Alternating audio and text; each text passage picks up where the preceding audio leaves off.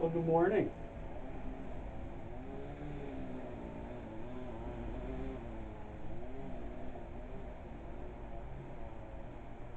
So today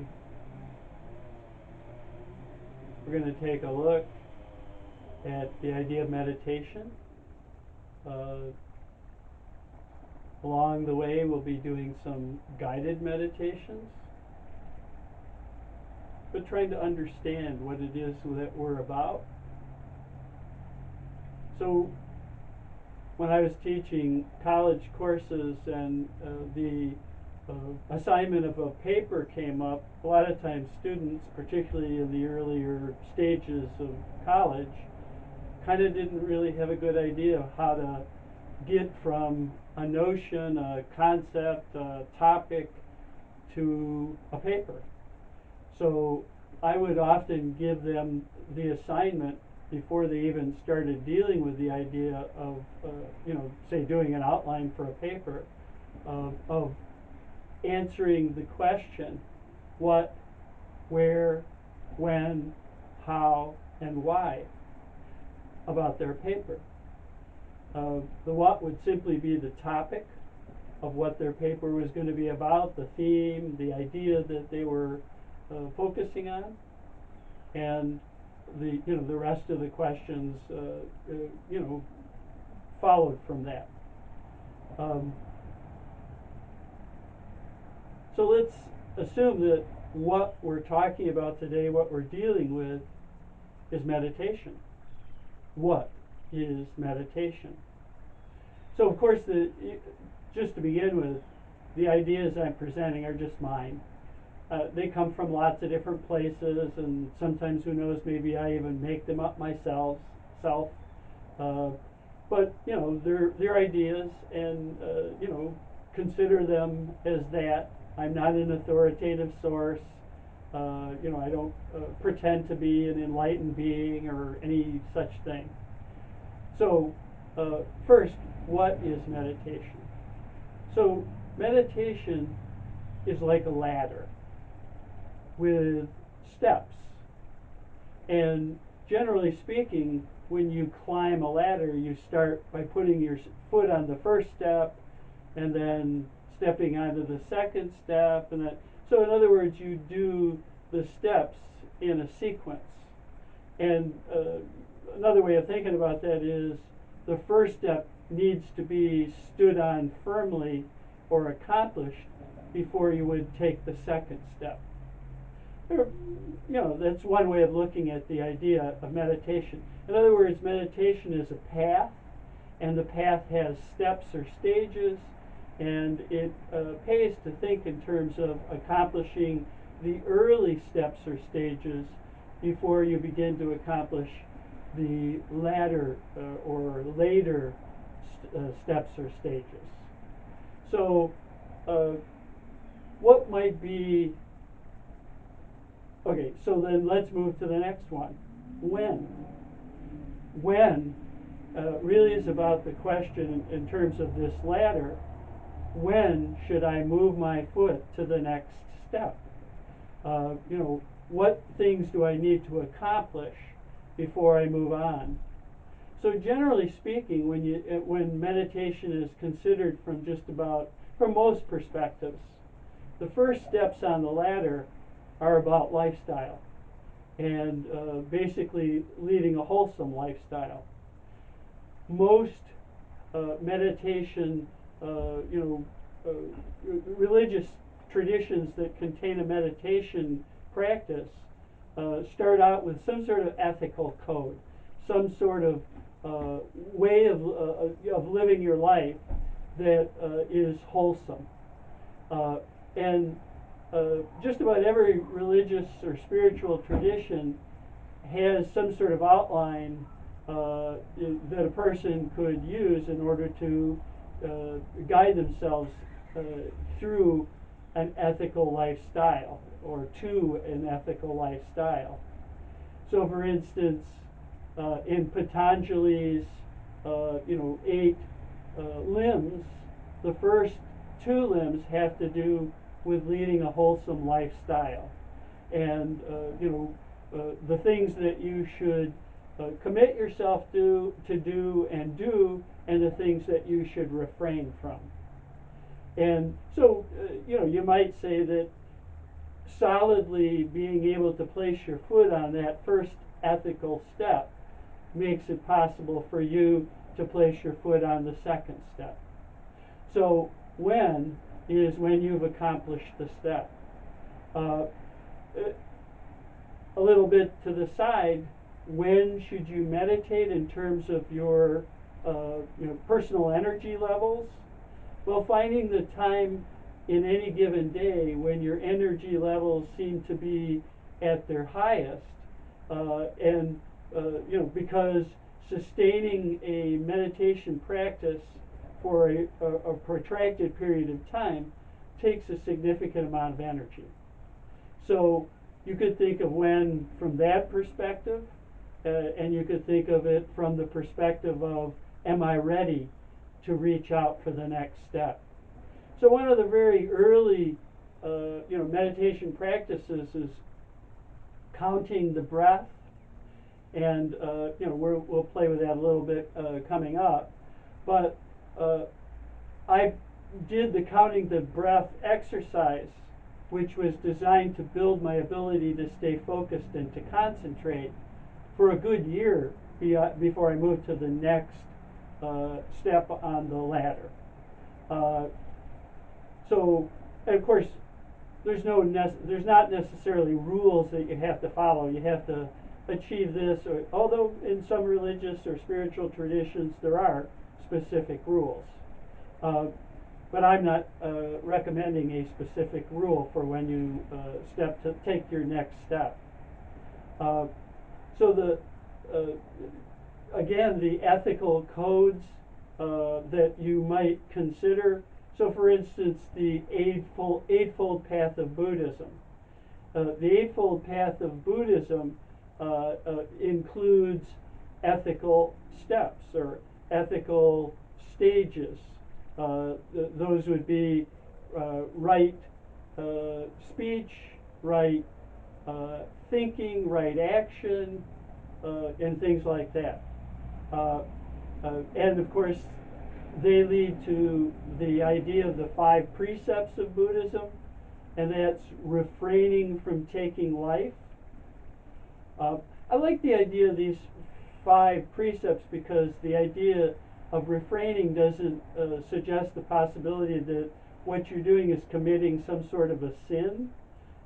It leaves open the possibility that your desire to not do what this particular precept suggests you don't do. If you can't accomplish that for various different reasons, then it's not a sin. It's something that it's aspirational. It's something you should be striving for. It's not a finished thing. So the first of the 5 precepts is not taking life. That might be anything from avoiding the eating of living things, things with sentience, with consciousness, and it go all the way to, as in the Jain tradition, sweeping the path so that your footfalls didn't land on top of a bug and kill it. Obviously, the level that you live a particular precept at is going to be dependent on your level in terms of your level of consciousness, as well as the context that you exist in. The second precept is not taking what's not freely given, not stealing, and that can mean lots of different things and is open to a lot of different interpretations. So, for instance, that might not include not stealing a loaf of bread to feed a starving family. I mean, so these are not hard and fast rules like, for instance, the rules in Christianity that lead to, hellfire and, whatever. The third precept is refraining from unwholesome sexual activity. Now that, depends on the context, the culture, the kind of, are you a monk, are you a lay person, all kinds of different factors. Uh, the fourth precept is to refrain from divisive speech, and that's really something that could be meditated on, for a really considerable period of time, just trying to decide what kinds of things in your life lead to division among the people. Uh, the last one is to refrain from the use of, intoxicants that make you careless. And I think that's sort of obvious what that means. Uh, Careless is, to me, careless basically says anything that interferes, as all of these precepts, anything that interferes with your spiritual progress. Uh, so when having some sort of ethical basis, and then the next step is where is excuse me. The next step is where. Uh, so where is this practice? Where is this practice in terms of your spiritual evolution? Where is this practice in terms of the culture that you're a part of? Where is this practice, in a lot of different respects that we could consider here? Uh, uh, One thing to think about, and it's something always to think about, whether you're on the first step or the second step or the third step, is the idea of distraction. So where should be in a place that minimizes distraction.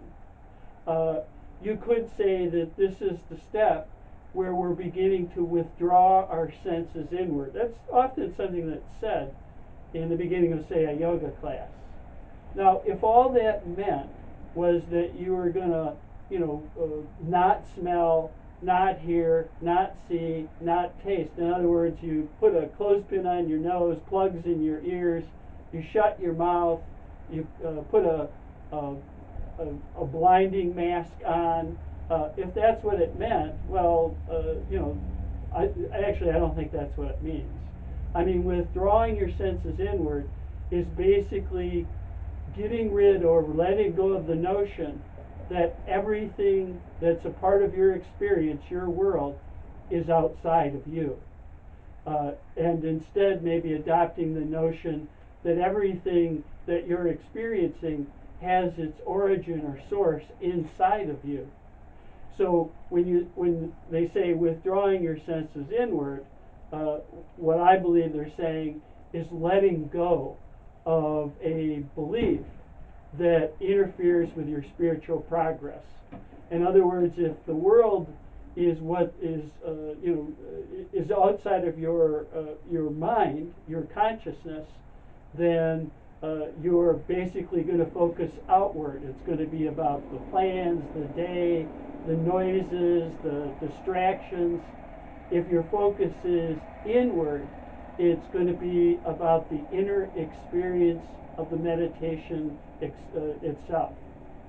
So that's what, where, when, and the next one is how.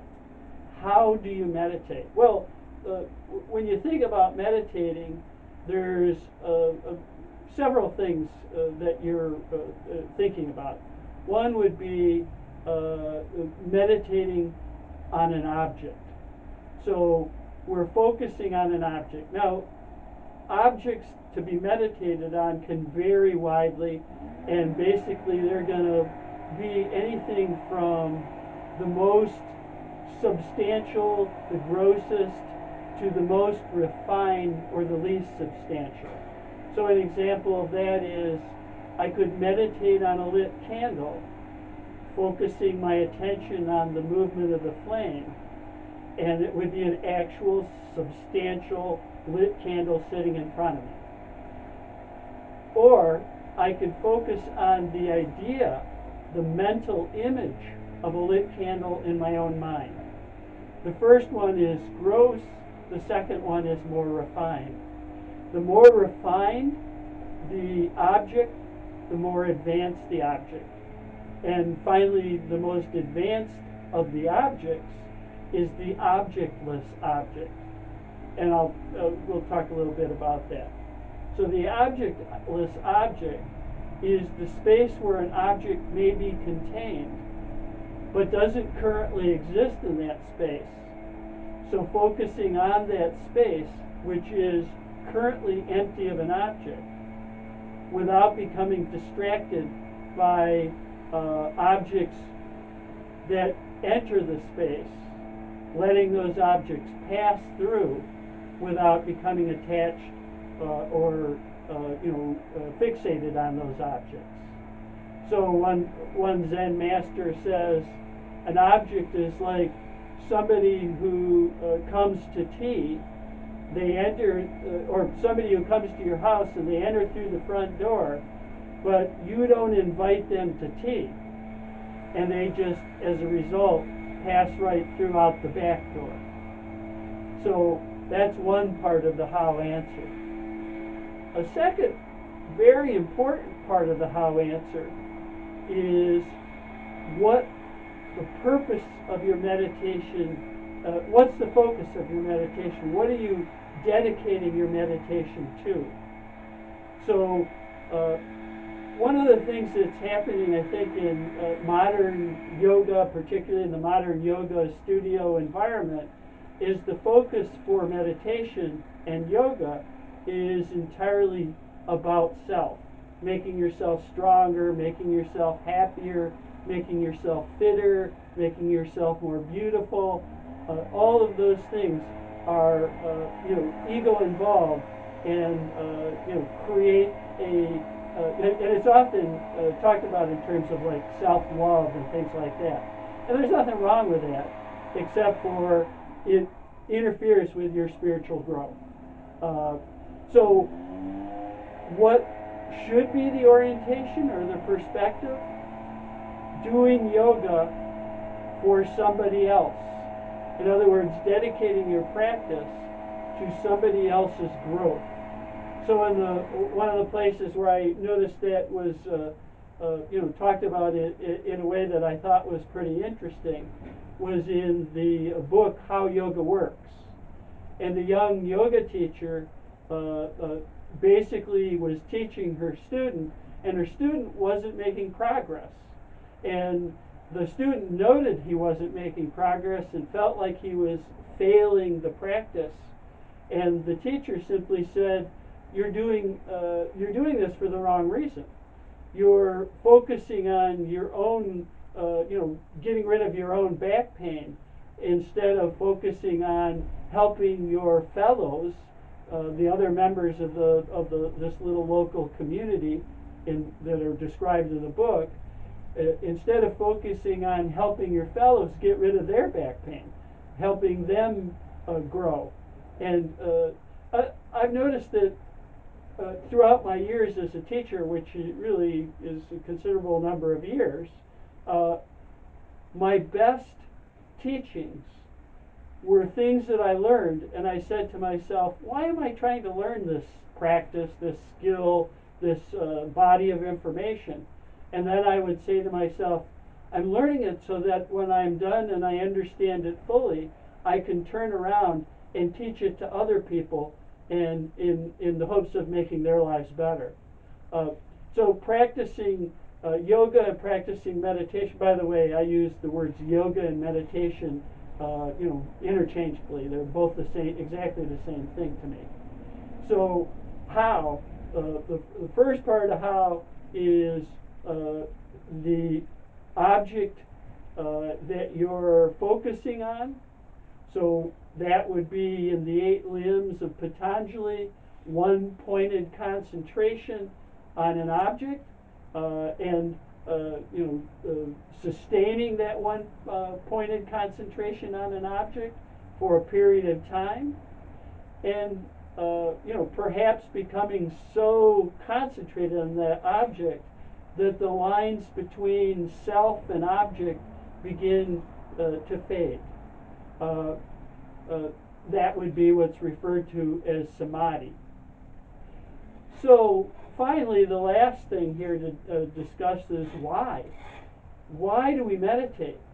I mean, you could say we meditate for the other people that we want to teach our practice to.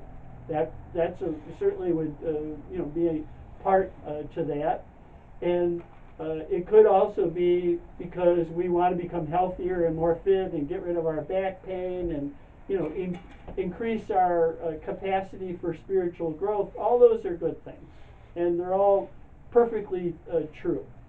But let's take another direction here. Karma. Now, that's a word that gets thrown around a lot. Karma. So what is karma? Karma is the capacity of a person to manifest an activity, the manifestation of an activity, the actions that we take, the things that we do. That's what the word karma actually means. So the things that we do, what happens when we do a thing? Now there's a lot of ways you could go with this. And one way would be the way discussed in, for instance, the Yogacara Buddhist tradition, or that are discussed in the teachings in How Does Yoga Work, a variety of different places that you could derive a description of what happens when you do something, when you act. So first thing that happens when you take an action is first you have to think of the different, you might say, forms of mind or mind activities. So there are 8 different activities of mind. The first activity of mind is the sensate activity. That's the seeing, smelling, tasting, hearing. Each one of those represents a activity of mind, a kind of mind. And then there's the thinking mind that includes cognition and perception. And then, so there's the first 5 kinds of mind. And then there's the 6th kind of mind, the thinking mind. And then there's the 7th kind of mind, the self-making mind.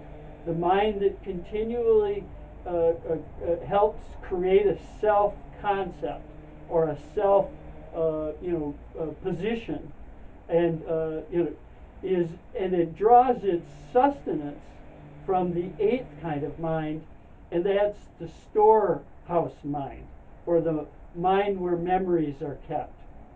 So the self is created by the memories, and the memories are created by the actions. So one way of thinking about this is every time you act, and that's whether your action is based on the ethical code or is a violation of some aspect of the ethical code. You could say good or bad, but I prefer the terms skillful and unskillful, or neutral. It has no effect on either improving your skillfulness or disproving your skillfulness. So every time that you act, either skillfully or unskillfully or indeterminately, a seed is planted in that store mind. That seed is, and this is of course a metaphorical seed. When you think of a seed, once it's planted, the right set of circumstances have to exist for the seed to grow and mature and ripen. Once a seed grows and matures and ripens, the action is repeated. So in a way, that sort of comports with behavioral psychology, right? When we perform an action that's rewarded, that action is then stored in memory or in our conditioned mind, and our conditioned mind then makes it more likely, under the right circumstances, that we'll repeat that action. But this idea of seeds is more profound than the simplistic description created by behavioral psychology. So the the seed, the seeds that are contained in store consciousness or store mind are, and as they ripen and mature, and they create an action, a new action, and every part of our experience, everything that we do, see, everything that's part of our world is the result of the maturing of a seed in the store mind. And so if we've done a lot of things that aren't good or unskillful, in other words, we've violated precepts or sinned or however you want to describe it, every time we do that, we plant a seed. And at some point when the right circumstances exist, this seed will mature and ripen. It doesn't necessarily mean that it's an instantaneous relationship, but causality does exist. In other words, if you've done something that's good, a good seed will be planted, a skillful seed will be planted, and that seed will ripen and mature at some point when the context is right, when the right amount of moisture exists or something like that, if you think of the metaphorical idea of a seed. So part of the ethical lifestyle and the path of the spiritual path of yoga is to prevent karmic seeds from being planted that result in actions at later points in time that are unwholesome or undesirable. So the more good we do, so now we're going back to how, if we're doing good by teaching yoga for other people, for instance, that plants seeds in our store consciousness that will then someday mature and ripen as good actions on our part. So the more good actions we plant, the more good actions result, the better our life is, and the more spiritual growth is possible as a result. Okay, now karma is often thought of as being something that has to do with the idea of rebirth and being born again based on our karmic load, the amount of good or bad karma, and the nature of that birth is determined, for instance, by the karma that we've collected that exists in our store consciousness over time. There's a little bit of problem with that when it comes to the idea of Buddhism or the Buddhist tradition. So this idea of being born again and the karmic load determining the nature of that birth assumes, at least in the traditional Hindu way of looking at it, assumes that there is a soul that transmigrates from birth to birth. And that's what carries the karmic load. Now, the idea of a soul or a self, because the soul is in the Hindu tradition the true self that moves from time to time, carrying this karmic load, even after the death of the body, and and is reborn as a new self that contains the karmic load of the old self. Okay, Buddhists, however, the Buddha basically didn't think much of that Hindu tradition. The idea, for instance, the idea of self itself was something that the Buddha basically described as not possible, or it didn't make sense, because what we conceive to be the self is actually the result of what he referred to as the 5 heaps or the 5 stacks. Basically, the self is the result of the constructs of mind. The mind produces the self, and it does that by drawing from the store consciousness, and that the self itself is imaginary or not real. in the sense that the Buddha is talking about. So, but the Buddha does believe or talk about in the sutras, the Buddhist sutras, the idea that the store consciousness, which contains the seeds that were planted from life to life, they move along some sort of, I guess we'd have to talk about some sort of timeline, although that wouldn't be how it really moves. And that the store consciousness, which contains the seeds of your actions, exists after the death of your body, not as a self, but as just a conglomerate of seeds. Now, that means in the next experience you're having as a person, you are basically having to deal with the seeds from a previous existence. And so the seeds that are planted that are unskillful are going to come into fruition or are going to mature and ripen, whether you acted in a way that is deserving of that fruition in this particular life experience. So how do we get rid of the unskillful seeds that have been planted in previous lives, as well as maybe the mistakes we've made in this life? And the Buddha would say that's accomplished by meditation. The way to accomplish this is by practicing meditation.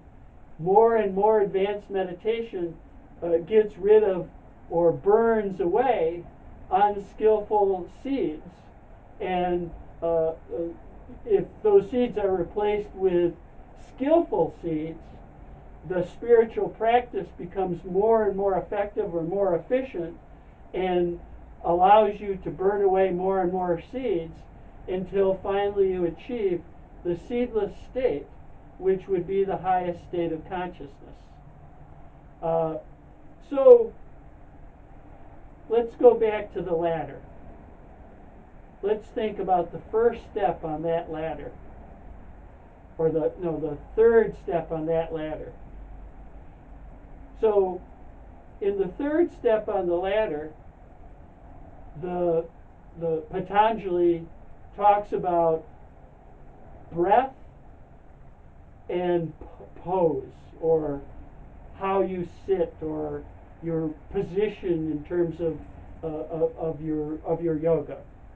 And so we're going to do first we're going to start with a breath exercise designed to help you withdraw your senses inward and to maintain your focus.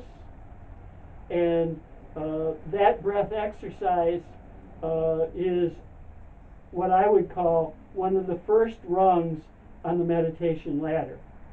So this exercise is about the pose you take and the way you breathe. So first, let's talk about how you're sitting. Now, there's lots of different ways a person could position themselves. In the Yoga Sutras, basically Patanjali only makes two suggestions in terms of the poses, the asanas. Those suggestions are that it be a comfortable, sustainable way of sitting, that you can that allows you to breathe freely and allows you to stay concentrated and focused for a sustained period of time. Okay. Now, some people like to meditate laying down. And one of the problems with that is that when we lay down, our body is reminded of the fact that that's how we sleep. And so it's hard not to get groggy or sleepy when you're laying down. Now, Westerners are going to find it hard to sit up straight. In other words, and sitting up straight is necessary for the breath to move freely from the belly all the way up into the lungs, and then finally exhaling it out through the nose.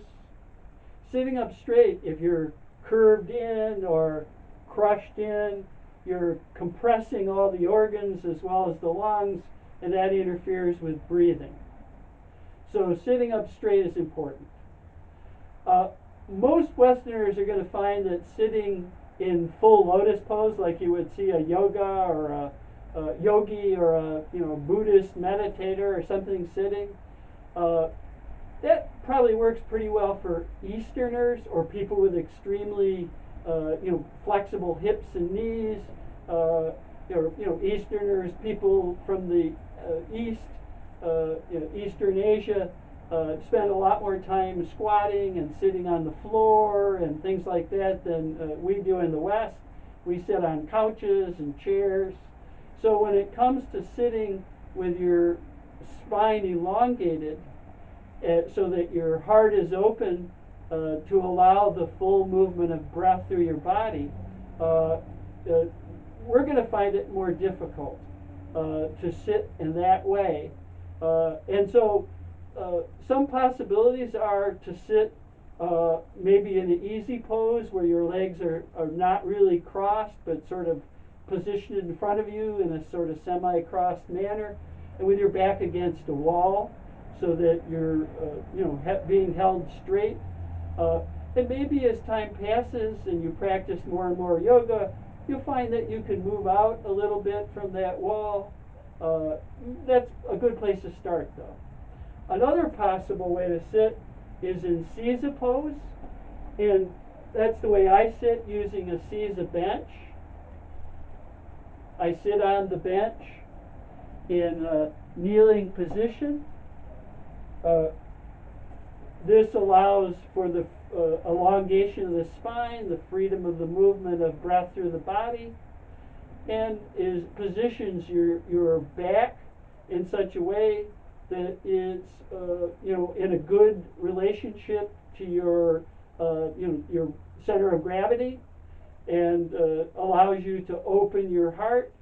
So I recommend a Seiza bench, but try. What I would do though as an early meditation practitioner is try a lot of different positions and experiment until you find the one that suits you the best. Don't fall for the idea that is often preached in yoga, yoga traditions and in Buddhist traditions, particularly like Zen, that if you're not sitting in full lotus position, you're not really meditating. That's nonsense. Remember when I talked about the idea of withdrawing your senses inward, and the notion somehow or other that everything your experience is outside. Well, the experience in meditation is not necessarily the experience of your body, which, if you think about it, is another part of that outside experience. The experience in meditation, since you're withdrawing your senses inward and focusing on an object that can be contained in your mind, is primarily inside. So how you sit, experiment different ways. Don't get stuck with anybody's dictates on what's right and what's wrong. So the next thing is the breath. Now, probably you could practice this breath exercise laying down or sitting up, but let's practice it just for a little bit. And this is an exercise that if you really get good at it, you won't ever breathe any other way. You'll be doing it all the time. If you look at a belly breathing baby, you watch the breath as it enters the body.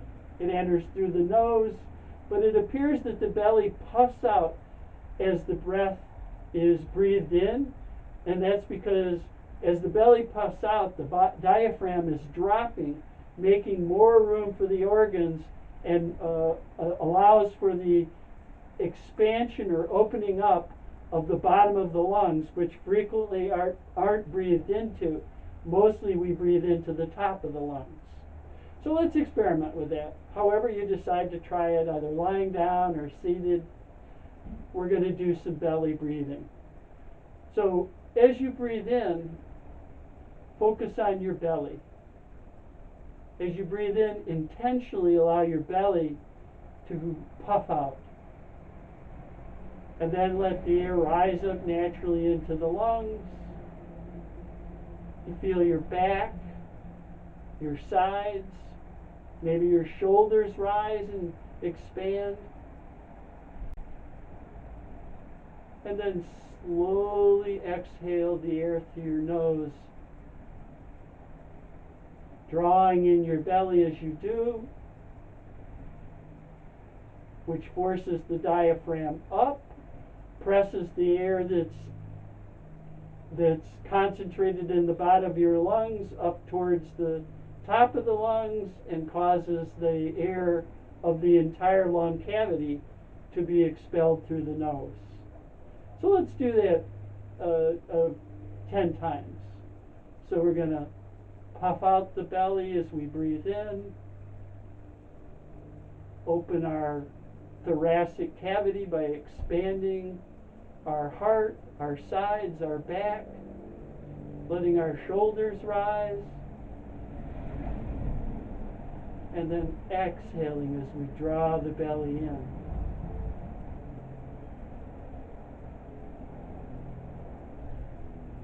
Going again.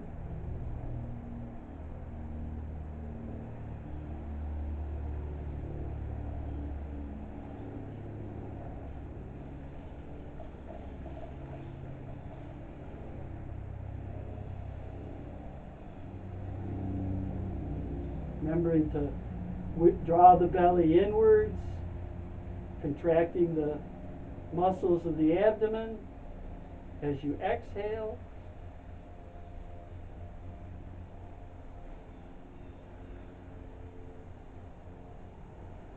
Well, let's add something to that. We're going to count to 3 and then hold as we breathe in, doing this belly breathing exercise. Count to 3 as we draw the belly in and exhale again through our nose. So let's do that. Breathing in, starting with the belly. 1, 2, 3, hold. Breathing out, contracting the belly. Breathing out. 1, 2, 3, hold. Breathing in. 1, 2, 3, hold. Breathing out. 1, 2, 3, hold. Just doing that in your own rhythm, doing the count in your own mind.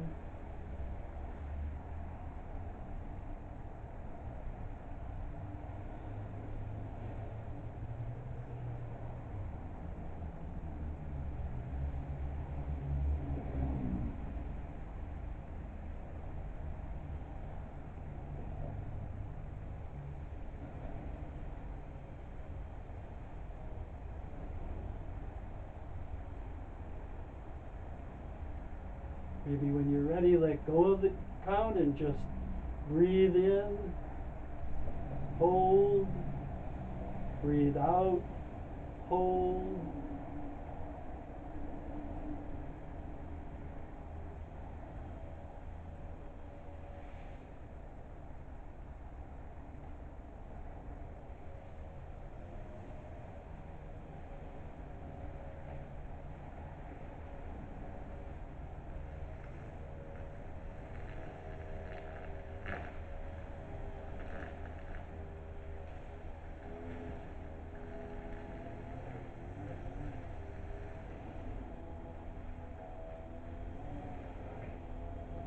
Now we're going to start counting the out breaths.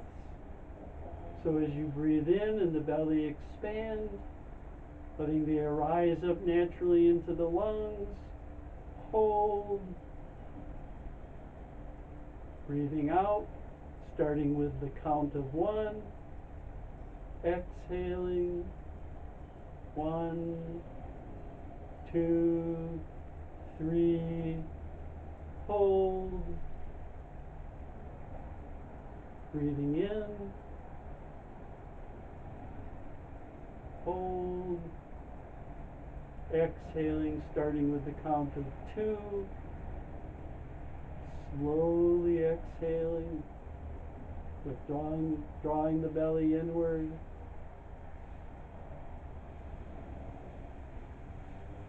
Breathing in. Exhaling with the count of 3.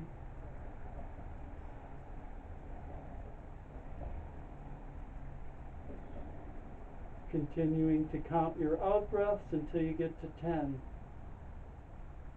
Being mindful of the belly, expanding on the in-breath and contracting on the out-breath.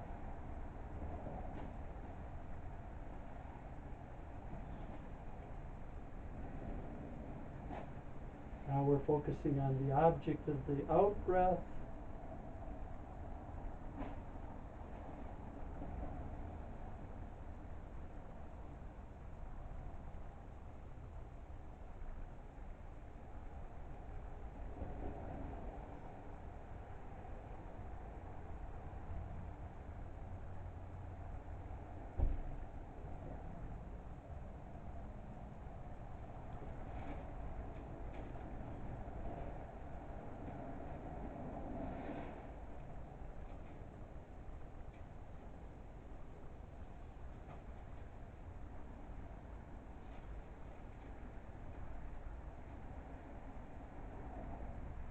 When you get to 10, just go back and start over at 1.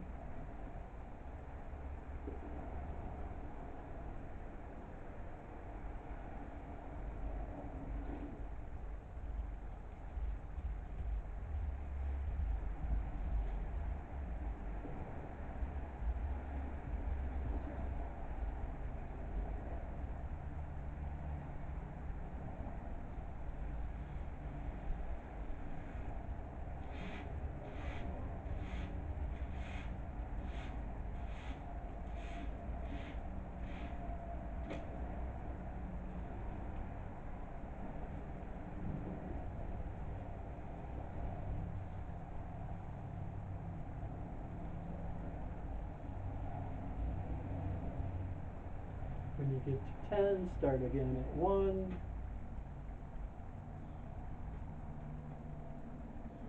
If you lose count, just go back to starting at 1.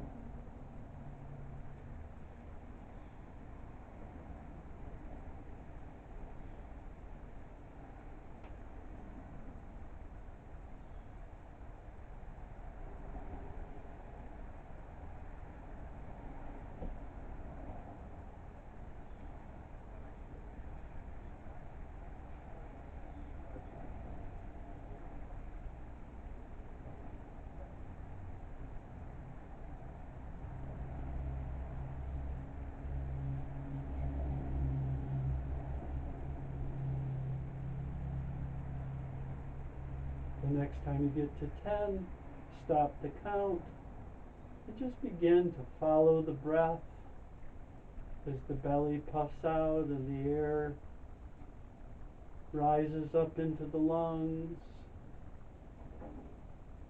and then is exhaled again out through the nose as you draw the belly in. Just focus on the whole path of the breath as it rises and falls, ebbs and flows.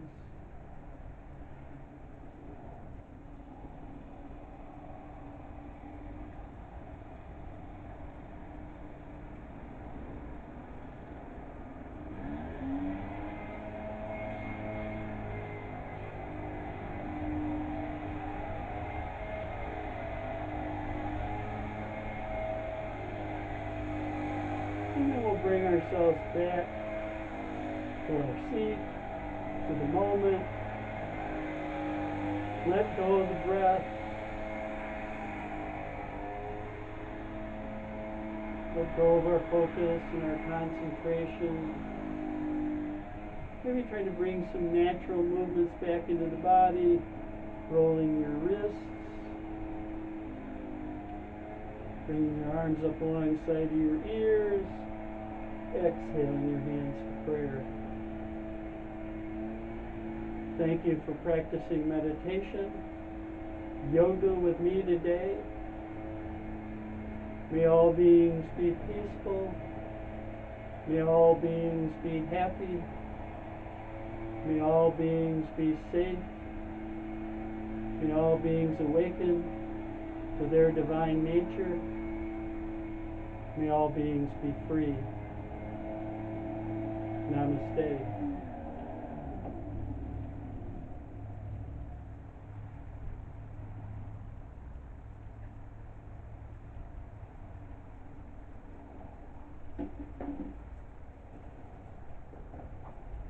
Well, thanks for stopping by. You'll find this on YouTube eventually. I'll be sending it out.